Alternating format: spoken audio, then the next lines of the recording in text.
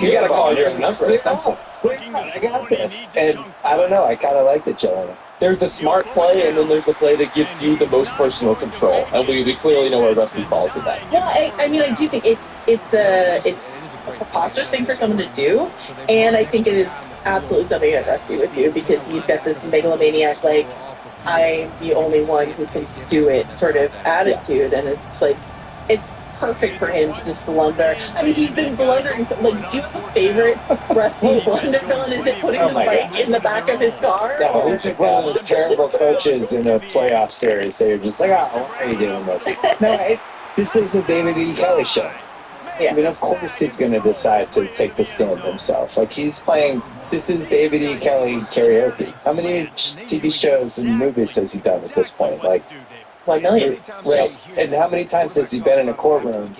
And he's probably done this in other shows. Like, didn't you say in the last episode he had 3 TV shows going at the same time? During an era when we made 22 episode seasons and he was running 3 different shows? Alan McBeal, The Practice, and Boston Public. Like, think about that. 67 episodes It's in 1 insane. year. Yeah, absolutely insane. So for him, like, doing an 8 episode Presumed Innocence got to be like a walk in the park. Oh, yeah. Well, I guess my question is, like, we sort of addressed in the beginning of the season of, like, why do it if you're not going to change the ending? I have to imagine that for him it's just, I was looking back through some interviews of sort of, like, what he said about why he did it, and he said, he gave the old, like, I wanted more time to delve deeper into the characters. I love the movie, but I wanted time to dive into the psyche of the characters. I think 7 episodes in, we can mostly agree that other than, I would say, my favorite Tommy Molto, I don't think we've gone, like, much deeper on the characters than we went in the movie. No, because it's an Apple show. This is what Apple shows are. They're just surface level, perfectly cast. Oh, it's the hijack of legal thrillers? Yeah, it's just like this, it's this hodgepodge. You kind of know it. You can look at the screen grab of the cast and be like, oh, I get what the show's into.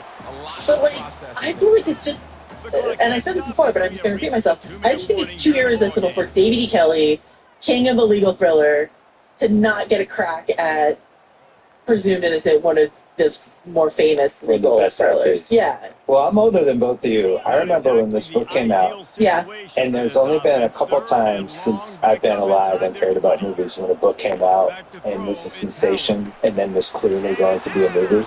Because I remember the same thing with The Firm. That was another one where it was like, this is clearly good. Like, you could be like, it's going to be Cruise. Like, you were casting a movie and they hadn't even made it yet. So in this one, way back when, it was like, oh my God, they got Harrison Ford. Like, it just, it just felt like one of the biggest book turns into movies of the 80s.